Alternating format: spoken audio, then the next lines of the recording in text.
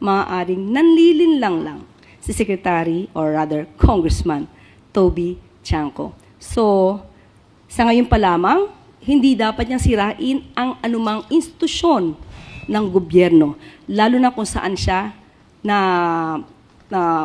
nakakasama or where he belongs, 'di ba? Sa institusyon where he belongs. Hindi dapat niyo sinisiraan, lalo na wala siyang ebidensya. Kawawa ang mga Pilipino sa mga taong puro fake news ang inihahatid sa atin. Hi, Yusek. Ngayong linggo rin po mag-uumpisa na yung impeachment hearings kay Vice President Sara Duterte on March 25. But as early as last week, may mga nagsasabi na po na there's impeachment vote buying, may mga nagtatangka na rin pong gusto daw i-impeach si Vice President Duterte para malayo sa flood control scandal or para hindi sila madawit doon. Ano po ang pananaw ng palasyo sa ganitong mga pahayag na ini-impluwensyahan yung mangyayari sa impeachment? Sino nagsabi niyan? Isa po nagsabi, si Congressman Toby Chanco. Yes. Itong si Congressman Toby Chanco, ang daming sinasabi, pero wala tayong nakikitang anumang ebidensya.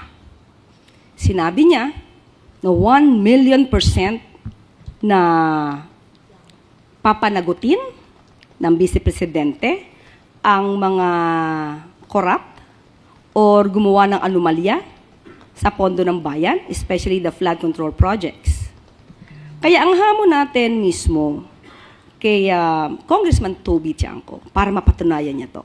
Hindi ba dapat kahit hindi pa presidente, ang Vice Presidente dapat nagtatrabaho na siya para mapanagot ang mga di umanong corrupt, lalong-lalo na doon sa mga ghost projects nung panahon ng kanyang ama. Madali naman niya malalaman kung sinong involved dito, tanungin lamang niya ang dating secretary ng DPWH na ngayon ay si Secretary or rather Senator Mark Villar.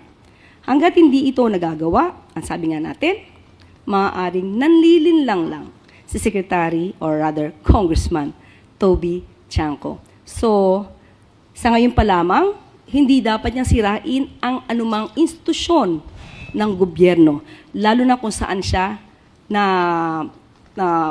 nakakasama or where he belongs, 'di ba? Sa institusyon where he belongs. Hindi dapat niyo sinisiraan, lalo na wala siyang ebidensya.